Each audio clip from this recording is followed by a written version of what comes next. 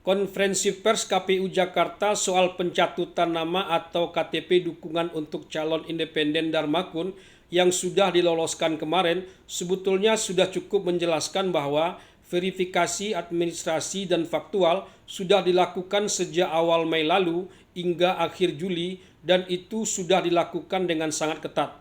Artinya calon independen Darmakun tidak ujuk-ujuk saja diloloskan. Prosesnya berjenjang dari tingkat bawah hingga tingkat atas di provinsi. Dan itu tidak saja melibatkan KPU dan jajarannya, tapi juga Bawaslu dan jajarannya. Baik tim calon independen maupun penyelenggara pemilu sudah melalui proses itu dengan cukup ketat. Ini seperti verifikasi partai baru di tingkat lokal. Bagi yang tak pernah melewati proses ini, memang enak saja mencap atau memberi stempel di ujung bahwa proses ini bermasalah sebagai sebuah skenario jahat atau skandal politik. Tapi bagi yang pernah melewatinya, tak akan mudah mencap seperti itu. Itu kerja berat. Tak semua orang bisa melakukannya sepopuler apapun orang itu.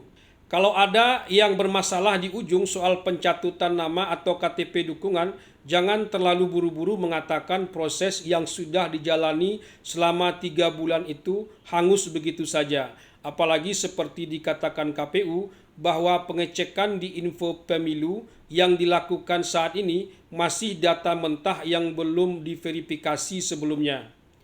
Termasuk keluarga Anies Baswedan yang sempat viral itu dikatakan KPU, itu sebetulnya sudah berstatus tidak memenuhi syarat alias TMS. Ratusan bahkan ribuan orang yang sudah melapor ke Bawaslu pun belum sebanding dengan ratusan ribu yang dibutuhkan oleh calon independen agar ia bisa lolos. Kerja-kerja dari tim calon independen itu juga perlu dihargai. Langkah calon independen dan tim untuk menempuh jalur independen itu saja pastilah tak mudah. Tak banyak yang berani sebab tahu kerjanya sangat berat. Apalagi Darmakun pasti juga tak mengira bahwa dialah yang akhirnya harus menghadapi koalisi besar itu secara head to head. Kabar alamnya begitu, tapi entahlah. Sangat disayangkan kalau kesannya calon independen ini harus berhadapan dulu dengan Anies Baswedan dan timnya sebelum nantinya berhadapan head to head dengan calon yang diusung oleh koalisi besar. Mestinya Anies dan timnya bisa menahan diri dan menjaga batasannya bahwa lawannya sebetulnya bukanlah calon independen ini. Partai-partai yang tak mau menarik dukungan atau membuat skenario agar Anies tak dapat dukungan dari partai yang dulu mendukungnya, tapi kesalahan atau kemarahan diarahkan pada calon independen sejak dini dengan ikut-ikutan mengglorifikasi soal pencatutan dukungan calon independen. Itu tidak pada tempatnya.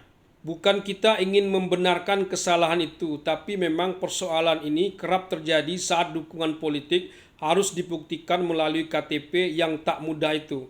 Bahkan dugaan perjokian perihal KTP ini sudah lama kita dengar saat verifikasi parpol dilakukan dulu.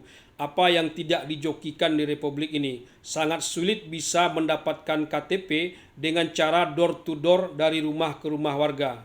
Tapi banyak juga KTP yang diperoleh itu saat ditanya mau atau tidak mendukung akhirnya warga itu membenarkan saja dengan insentif yang diberikan. Itulah baru kualitas warga kita.